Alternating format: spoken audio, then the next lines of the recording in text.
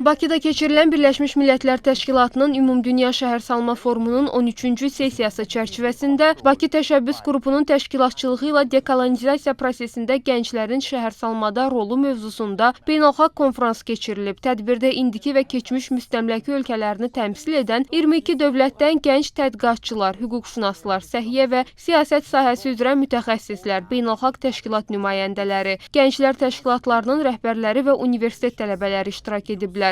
Konfrans çərçivəsində kolonializm və neokolonializmin davam edən təsirlərinə qarşı daha güclü və koordinasiyalı mübarizə mexanizmlərinin yaradılması, Qlobal Cənub Gənclər Platformasının şəbəkələşdirilməsi və beynəlxalq həmrəyliyin real təşəbbüslərə çevrilməsi məsələləri müzakirə olunub. Çıxış edən natiqlər gənclərin qlobal urbanizasiya proseslərində sosial ədalətin təmin olunmasında və inklüziv şəhərsalma modelinin formalaşmasında mühüm rol oynadığını vurğulayıblar. Bildirilib ki, Qlobal Cənub Gənclər Platforması beynəlxalq əməkdaşlığın genişləndirilməsi və ortaq təşəbbüslərin gücləndirilməsi üçün yeni imkanlar yaradır.